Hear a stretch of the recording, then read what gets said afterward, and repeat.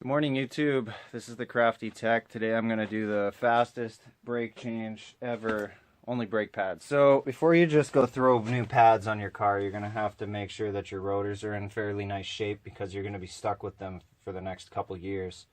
If they're if you're getting any pulsation or any shake in the car at all when you're braking, you're probably going to have to replace your rotor pads, and then you want to do rotors later. You're going to have to sand down the pads. You'll lose a significant portion of your brake life in them. I mean, it's possible. It's up to you. You lose like 10 to 20% of your brake pads just sanding them down so that they're flat. Otherwise, you're going to have grooves that you can't see on the other rotor that will imprint themselves on the new rotor and just destroy it. Yeah, that being said, I'm gonna get ready and I'll show you the fastest way to change brake pads on this style of brake. With that being with a bracket separate from the caliper. There are a lot of cars out there that only have a caliper with two bolts and they don't have two additional bolts for the bracket. Anyways, I'll get this show on the road. Okay, so to compress the caliper, I usually use 2 screwdrivers. If it's a dual piston, I put them in here, probably against the lip this way. Here, that's compressing it right now. You don't have to push hard, just wait. Prying like into the brake pad. Sometimes you'll get some leakage from the brake fluid if somebody topped it up. Usually if you have low brake fluid, that's an indicator that brake pads are worn down. So I come up here and check it right now, close to being full. Probably going to overflow when I do the rear brakes. Since the cable flexes this way, it's going to allow the caliper to swing up. So take the bottom bolt out.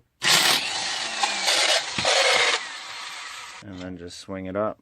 Take your brake pads out. I'll just do this.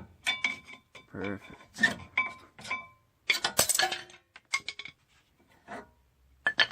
If your brake pads don't come with these little shims, then give them a good cleanup with some sandpaper. Just like get in there and clean it. Okay, and then you're going to want to check out your sliders and clean them off and put some brake lube on them. I usually put it on one side so there's no chance of making an air seal when you push it in. And because sometimes air can get stuck in there and cause premature brake wear. Not very common. Perfect. And then of course the top one, just slide it out a little bit and then you can work this, slide it up the rest. And sit up here.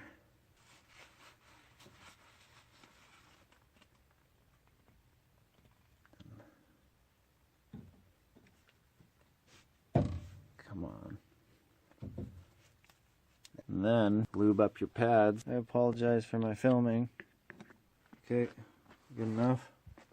So the squealer goes on the inside. See if this fits well.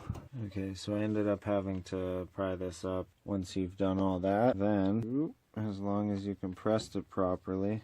Alright, once you got the pads in, with the squealer in the back, put this down. Awesome. And then put it in. Check it with the ratchet. Caliper bolts don't need to be that tight. Perfect. Alright, then pump the brake and, well, of course, change the brakes on the other side. Oh, you stupid phone.